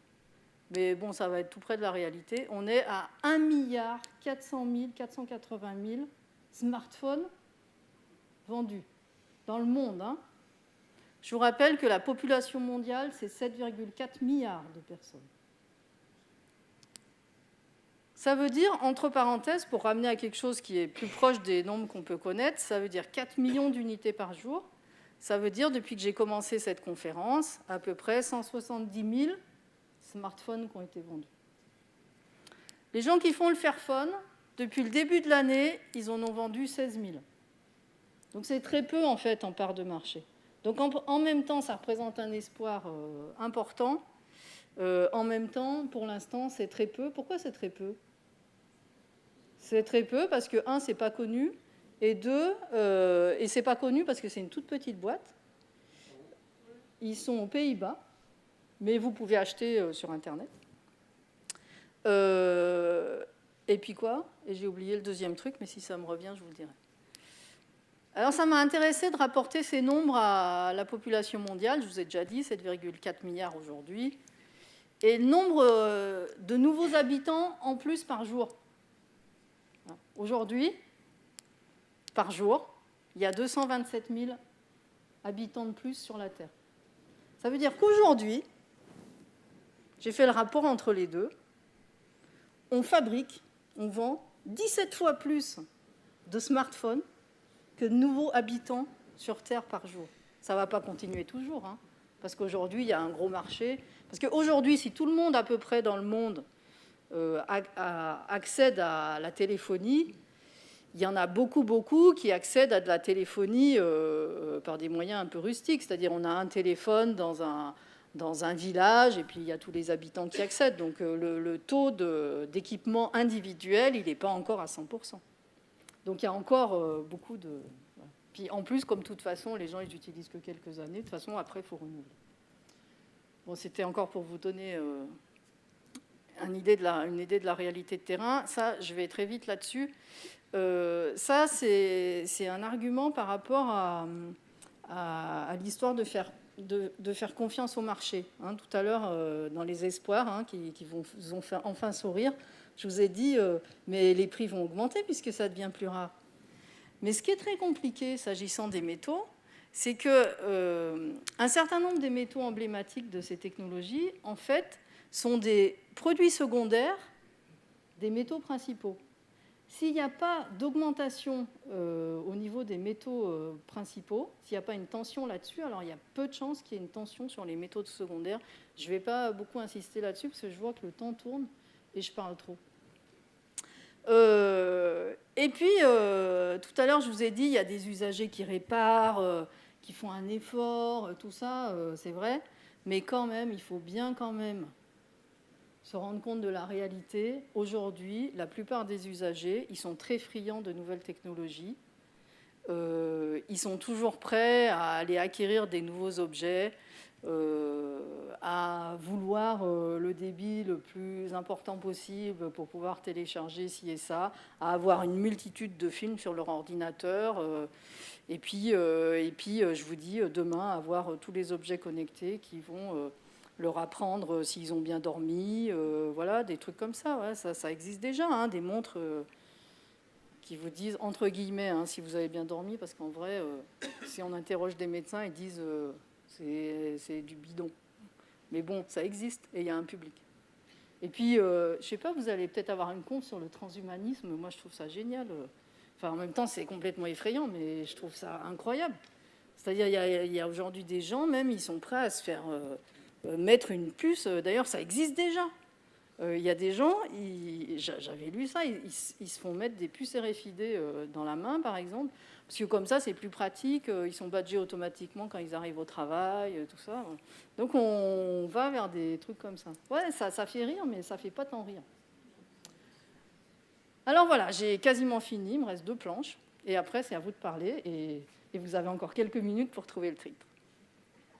Ah, finalement, ces TIC, je trouve intéressant ce sujet parce que d'une certaine façon, c'est assez emblématique des grosses questions, des gros problèmes environnementaux aujourd'hui, parce que c'est une technologie, une industrie qui s'implante au niveau global, au niveau mondial. Aujourd'hui, vous ne pouvez pas acheter un équipement électronique qui serait fabriqué que dans votre village. Ce n'est pas possible. Forcément, les métaux, ils sont venus de plein d'endroits différents du monde. Ils ont été fabriqués, les équipements dans plein d'endroits du monde, beaucoup en Asie. Et puis, voilà. Donc, on a affaire à un niveau très global. L'autre caractéristique, et ça, c'est des caractéristiques qui ont été présentées par Dominique Bourg, qui est un chercheur philosophe, qui parlait là des grands problèmes environnementaux sur Terre. Et j'ai repris parce que je trouve ça assez intéressant par rapport aux TIC. L'autre truc avec les TIC, c'est que les problèmes sont invisibles. Hein, les déchets, vous ne voyez pas comment ça se passe. La fabrication non plus. L'extraction des métaux, vous n'en savez rien. Les conflits dans les mines, vous ne le voyez pas. Donc en fait, vous, ce que vous avez devant vous, c'est juste un magnifique équipement qui fonctionne bien et qui vous permet de communiquer avec les autres. L'essentiel des problèmes est invisible. Même tous les problèmes sont invisibles. Il y a bien quelques documentaires qui essayent de montrer des trucs, mais bon, finalement, c'est pas tant que ça. L'autre truc, c'est qu'il y a un côté un peu imprévisible. C'est-à-dire qu'on ne sait pas, et je vous ai dit, la recherche, elle débute, hein, quel est l'effet, quel va être l'effet sur la santé d'un certain nombre de molécules. Je vous rassure tout de suite, hein, pour que vous dormiez bien, pendant la phase d'usage des équipements, c'est-à-dire pendant que vous l'avez chez vous, il n'y a pas de problème de pollution. C'est avant et après qu'il y a des problèmes de pollution. Mais bon, avant et après, on ne sait pas quand même l'impact. Et puis, dans toutes ces questions qui sont globales comme ça, où on peut parler de système, et là, on va aller vers la notion de systémique, d'ailleurs, on parle aussi d'obsolescence systémique, on a une espèce d'inertie qui est liée beaucoup au fait qu'il y a beaucoup d'acteurs différents. Et donc, pour faire bouger les choses, c'est très, très compliqué, hein, parce que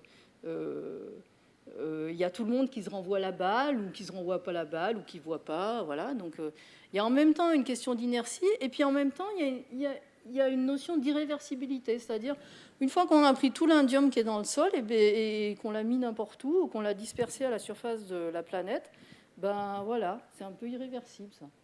On ne va pas aller rechercher tout l'indium qui est distribué dans toutes les poubelles. Bon, c'est un peu caricatural. Parce que les écrans, en vrai, ils ne sont pas mis n'importe où, ils sont quand même stockés pour le jour où on saura faire. Mais il y a quand même une grosse partie des métaux qui se retrouvent dispersés. Et puis donc la dernière caractéristique, c'est que c'est une économie qui est basée beaucoup sur les flux de matière et d'énergie. Alors, par rapport à toutes ces caractéristiques, il y a des freins au changement qui sont très importants et qui expliquent que ce soit si difficile à faire changer les choses. La première raison, c'est une raison anthropologique, c'est-à-dire liée à la nature même de l'homme. Et je trouve intéressant cette raison-là, c'est que si vous voulez du temps de l'homme préhistorique, ou même ça peut vous arriver maintenant, si y a un ours qui vient vous attaquer, vous avez une sensation physique qui fait que vous allez essayer de vous sauver, quoi. Vous allez partir en courant, mais c'est basé sur une sensation physique. Une émotion, c'est une sensation physique. Malheureusement, les gaz à effet de serre, la connaissance des gaz à effet de serre, ça ne génère pas de sensation physique. Et du coup, on n'a pas cette réaction qui est une réaction humaine, vitale, qui est de sauver et d'essayer de faire des choses. La deuxième raison pour laquelle, le deuxième gros frein au changement, c'est des raisons morales. Je vous ai dit tout à l'heure, il y a 7,4 milliards de personnes sur Terre. Qu'est-ce que vous, avec votre petit smartphone, vous allez pouvoir induire comme changement à l'échelle de tout ça? Forcément, vous allez vous dire, ça ne sert à rien ce que je fais, ce que je peux faire, ça ne sert à rien. Je ne dis pas que vous allez le faire. Je me dis que vous êtes là aujourd'hui, donc c'est qu'il y a déjà une démarche. Mais disons, il y a quand même un sens de l'irresponsabilité générale. Et puis ensuite, il y a des raisons politiques et de fonctionnement du système qui fait que aujourd'hui, on a beau, pour beaucoup de pays, être dans des systèmes démocratiques, il y a quand même pas mal de questions qui se posent autour de ce type de démocratie, et notamment du poids de l'économie sur cette démocratie, qui font que, est-ce qu'on va arriver par ce système-là à faire changer les choses? L'expérience d'aujourd'hui montre que non. Bon, mais donc, il faut trouver des nouvelles idées. C'est pour ça aussi que je vous ai suggéré de me trouver un titre, parce que c'est pour vous motiver à trouver des choses. Et voilà, j'en suis à ma conclusion. Alors, j'ai vachement réfléchi pour la conclusion, parce que, oui, je me suis posé beaucoup de questions de comment je pouvais conclure un exposé comme ça. Et j'ai eu plein de questions qui me sont venues. Alors, j'en ai juste noté 2, mais qui me semblent assez fondamentales. La première, c'est que je suis très heureuse d'être là aujourd'hui, parce que je trouve que c'est l'occasion aussi pour être ensemble et réfléchir à tout ça. Et je trouve qu'il y a beaucoup trop peu d'espace autour de nous pour se poser et prendre le temps de réfléchir à ça de façon sereine. Voilà, il n'y a pas assez de débat public, largement pas assez. Si on prend l'exemple du compteur Linky, par exemple, qui émeut quand même pas mal de gens, on ne voit pas de débat public. Par exemple, dans mon village, donc moi j'habite dans un petit village là en montagne où il y a 7000 habitants, on a dit on veut un débat public. Nous, on est prêts à aller à un débat public. Sauf que la mairie, elle voulait bien, mais il n'y avait personne du côté EDF qui voulait venir faire le débat public avec nous. Donc du coup, pas de débat public. Donc vous voyez, des fois il y a une volonté, mais il n'y a pas les acteurs. Des fois il y a les acteurs, mais il n'y a pas de volonté. Donc voilà. Ça, c'est un truc que j'applaudis d'ailleurs, ce qui se passe ici, parce que je trouve ça super riche et super important. Puis l'autre question qui me tarabuste vraiment, c'est, et que je vous pose, comme ça vous allez repartir avec ça, c'est: sommes-nous vraiment libres et ne sommes-nous pas de plus en plus attachés à... Bon, on va parler des TIC, mais on peut aller un peu plus loin, à tout ce qui finalement nous gouverne et fait que nous agissons comme nous agissons. Et on pourrait aller beaucoup plus loin avec tout le big data et tout ça, mais ça fera l'objet d'une autre conférence. Eh bien, voilà. Merci beaucoup Françoise, on va applaudir.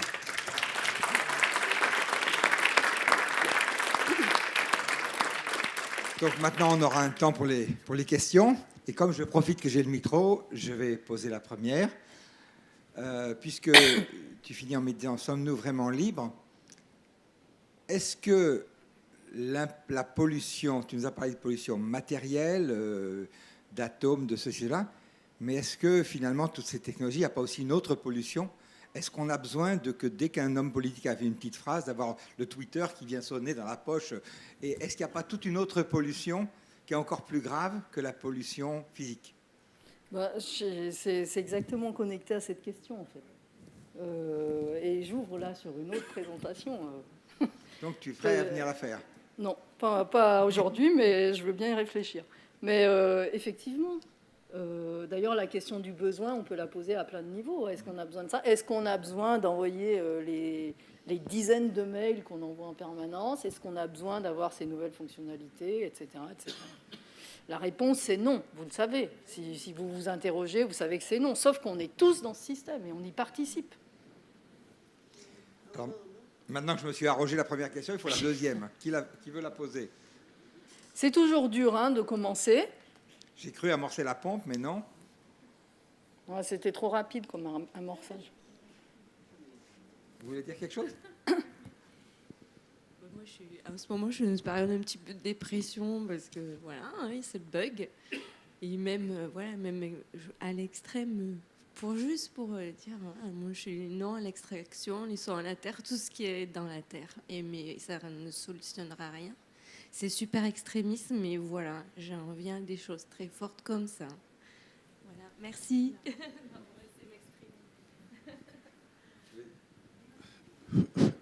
J'ai lu récemment, et je suis en train de lire un bouquin qui est assez compliqué parce que c'est philosophie vraiment particulière.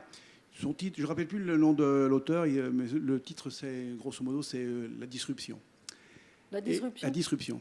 Et dans la disruption, ça rejoint un petit peu l'éthique et l'usage d'éthique, d'éthique, puisque dans ce bouquin, la plupart des problèmes qui apparaissent par la jeunesse, par le comportement des gens, etc., proviendraient justement de tous ces nouveaux moyens d'apprendre, de connaître, de savoir, etc., qui font que les gens ont perdu quelque part les racines.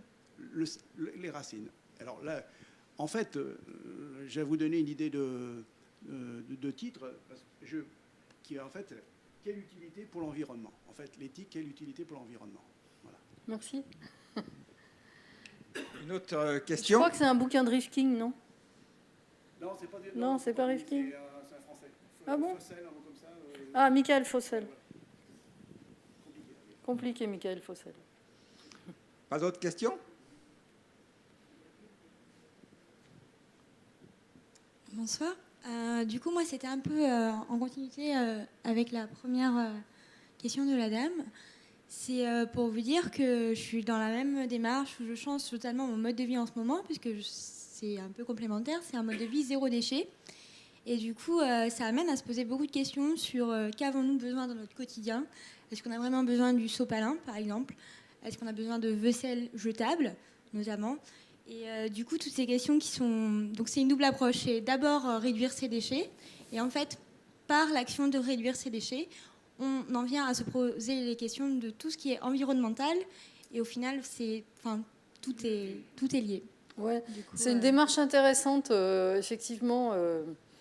Il y a des initiatives de ce type-là maintenant dans beaucoup de villes où ça consiste à tenter à peser sa poubelle ou ses poubelles, et puis on va regarder 3 semaines après, on va faire des efforts et on va regarder 3 semaines après ce que ça devient.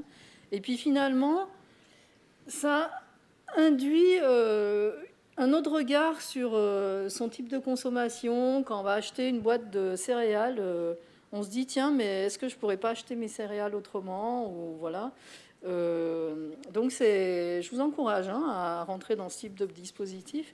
Mais concernant les TIC, c'est compliqué, parce que ça veut dire, par rapport à la consommation, ça veut dire aller résolument vers acheter d'occasion et faire durer le plus longtemps possible. Donc c'est ça, en fait, la conséquence sur ce type d'objet. Oui, bonsoir. C'est pas tout à fait sur l'éthique, mais en fait, je voulais parler. Sur Paris, apparemment, on réduit, je crois, l'utilisation des véhicules dans une certaine période. On les force à changer de véhicule, en fait, pour donner aux véhicules neufs qui polluent moins. Mais en fin de compte, ce ne serait pas plus intelligent de conserver le véhicule plus longtemps, même s'il pollue plus. Ça éviterait de le reconstruire, d'utiliser de l'énergie pour le construire, etc. quel est l'intérêt là-dedans, quoi. Alors, sur les véhicules, je ne sais pas vous donner une réponse parce que je n'ai pas regardé d'études, mais sur, par exemple, les serveurs ou les ordinateurs de ce type-là, il y a déjà eu des études qui déterminent le point de bascule. Donc, on parle de point de bascule. Donc, à partir de quand ça vaut le coup de racheter un équipement sous prétexte qui consomme moins, compte tenu de sa durée de vie. Et en fait, ce qu'on se rend compte, par exemple, pour un équipement de portable de ce type-là, c'est que si, par exemple, le constructeur il me disait aujourd'hui, moi j'en ai un, il consomme 10% de moins, c'est trop génial, eh ben, je crois qu'il me faudrait 80 ans d'utilisation pour que ça soit rentable, compte tenu de l'impact de la fabrication. Et je crois que pour les véhicules, justement, le nombre, parce que j'ai vaguement un souvenir de nombre là-dedans, mais je ne veux pas vous le dire, parce que j'ai peur de dire des bêtises. Mais il me semble que justement, c'est au-delà, la durée d'utilisation, c'est au-delà de ce qui est considéré dans ces propositions-là. Parce que, encore une fois, le nouveau véhicule, il faut le fabriquer, et surtout les nouveaux véhicules qui sont suréquipés en électronique, quand on sait combien ça coûte en énergie de fabriquer de l'électronique. Plus d'autres questions? Attends, trop bien. Alors vous êtes une ressource précieuse. Il y en a peut-être d'autres dans la salle. Je voudrais revenir un peu sur disons, renouveler l'équipement, là. Mais j'ai quand même un grand doute que c'est vraiment nécessaire parce que quand on achète un ordinateur, quand on achète un téléphone... Est-ce que vous pouvez mettre le micro? Quand on achète un ordinateur, un smartphone, je crois qu'on utilise pas plus que... En utilisation réelle, pas plus que 10% de capacité qu'ils ont. Oui. Donc on a perdu 90% des énergies qui étaient investies. Oui, oui, ça... Comment vous voyez ça? Alors, ça, c'est parce qu'aujourd'hui, ça coûte moins cher de fabriquer des processeurs très puissants et de mettre partout les mêmes, plutôt que de fabriquer différents types de processeurs, dont certains pas du tout puissants, quitte à ce que les gens n'exploitent pas complètement leur équipement. Et par exemple, alors, c'est un problème qui a été beaucoup étudié pour les serveurs. Parce que les serveurs, justement, on était à un taux d'utilisation d'environ 10%. Et c'est pour ça que les techniques de... Je vais boire un peu d'eau. C'est pour ça que les techniques de virtualisation ont été proposées. Les techniques de virtualisation, c'est des techniques qui consistent à mettre plusieurs serveurs logiques virtuels dans un serveur physique. Avant, dans le temps, il n'y a pas si longtemps, hein, il y a 15 ans, on avait un serveur, un Windows, hein, pour vous simplifier les choses, un Windows dans une machine physique. Aujourd'hui, on est capable de mettre plusieurs Windows dans une seule machine physique. Donc ça, c'était l'espoir. Mais en fait, ce qui s'est passé, c'est qu'il y a eu un effet rebond de ça. C'est que du coup, ça a libéré de la place. On avait plus de serveurs physiques où on ne savait pas forcément quoi mettre. Mais bon, ça ne s'est pas posé exactement comme ça. Mais le résultat est que le nombre de serveurs logiques a été multiplié. Et du coup, on continue d'augmenter les serveurs physiques. Alors qu'au début, c'est comme l'histoire du papier. On s'était dit, on va diminuer le nombre de serveurs physiques. Bon, en fait, on continue de les augmenter. Donc, globalement, ça continue d'augmenter la consommation d'énergie, même si, même chacun individuellement, il consomme moins, parce que, quand même, les constructeurs, ils font des gros efforts aujourd'hui pour réduire la consommation énergétique des équipements. Là, vraiment, on peut dire que sur ce domaine-là, il y a d'énormes efforts qui sont faits. Pas sur la partie production, pas sur la partie traitement de fin de vie. Mais en usage, oui. En fait, le moteur, c'est le marketing et le client veut plus d'autonomie sur tout ça. Et c'est exactement ça.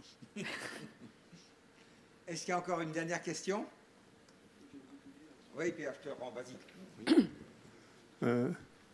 Un des aspects de la question, c'est que c'est basé sur des circulations d'électrons, tous ces systèmes de communication, enfin, directement ou indirectement.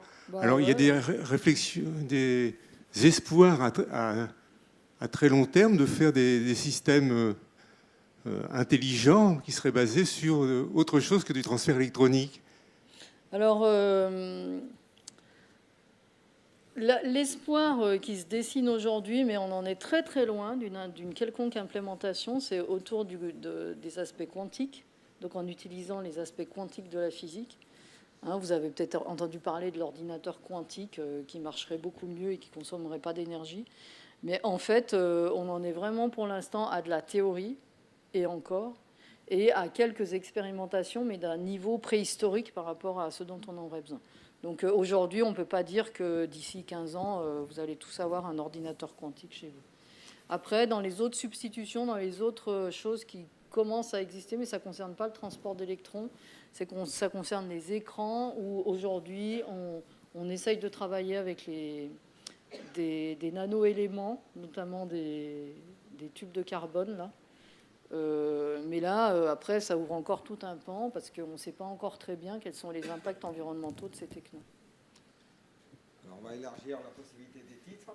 Voilà. Oui, bon, ça marche un petit peu dans la même première proposition. En fait, les tics sont-ils éco-compatibles? Ah oui, c'est pas mal ça. Éco-compatible.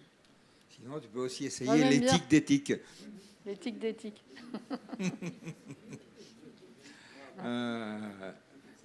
Est-ce qu'on termine là-dessus? Il y a encore quelques questions rentrées. Non? Eh bien, on applaudit encore une fois Françoise. Merci beaucoup.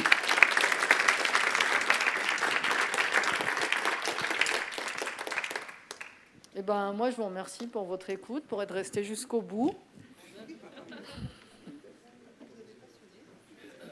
pour avoir suivi.